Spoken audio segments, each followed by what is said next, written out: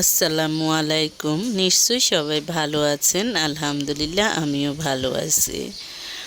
আজকে বলবো ইসলামের কিছু বিষয়, যেমন কোনো ব্যক্তির খারাপ হওয়ার জন্য এটুকুই যথেষ্ট যদি সে অন্য মানুষকে ঘৃণা করে, হিংসা করে।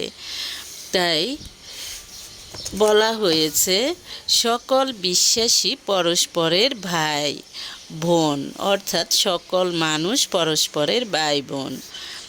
একজন মানুষ অপর মানুষের উপর জুলুম করতে পারে না তাকে বিপদাপন্ন অবস্থায় অসহায়ভাবে ছেড়ে যেতে। তাই কখনো অন্যকে হেয় মনে করবে না, নিজেকে বড় মনে করবে না। কখনো অন্যের ব্যাপারে ঈর্ষান্বিত হবে না। কখনো অন্যের প্রতি ক্ষোভ পুষে রাখবে না। কখনো পারস্পরিক বন্ধন ছিন্ন করবে না। কখনো পারস্পরিক রেষারেষি বা শত্রুতাকে উস্কে দেবে না। এই সবই ধর্মপরায়ণতার ভিত্তি। আরেকজন বিশ্বাসীকে যে অসম্মানিত করে সেই দুরাচারী। একজন বিশ্বাসীর সম্মান, সম্পদ ও প্রাণ অন্য সকল বিশ্বাসীর জন্য হারাম। ধর্মানুরাগের অবস্থান হচ্ছে অন্তর। প্রত্যেক মানুষ একে অপরের ভাই বোন হিসেবে অথবা সম্পর্ক থাকলে তো সে হিসেবে বসবাস করা হলো একজন প্রকৃত মুসলমানের কাজ। তাই হাদিস শরীফে বলা হয়েছে, কখনো কারো সাথে তর্ক করতে যেও না, তাকে নিয়ে হাসি তামাশা করো না, তাকে এমন কোনো প্রতিশ্রুতি দিও না যা তুমি পূরণ করতে পারবে না। দয়া, ভালোবাসা ও সহমর্মিতার বন্ধনে বিশ্বাসীরা আবদ্ধ। তাদের অবস্থা একটি দেহের মতো।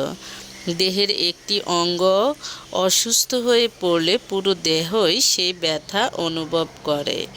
তাই সব সময় মানুষ যারা মানুষের সাথে মেলামেশা করে এবং সত্যের পথে উদ্বুদ্ধ করতে গিয়ে তাদের দেয়া কষ্টে ধৈর্য ধারণ করে, তারা বিশ্বাসীদের মধ্যে উত্তম, অর্থাৎ তারা হলো শ্রেষ্ঠ মানুষ। আর যারা মানুষের সাথে মেলামেশা করে না, মানুষের দেয়া কষ্টে ধৈর্য ধারণ করতে পারে না, তারা অমুসলিমদের কাতারে, অর্থাৎ তারা খারাপ মানুষদের কাতারে পড়বে। অর্থাৎ বিশ্বাসী হিসেবে তাদের অবস্থান পেছনের কাতারে।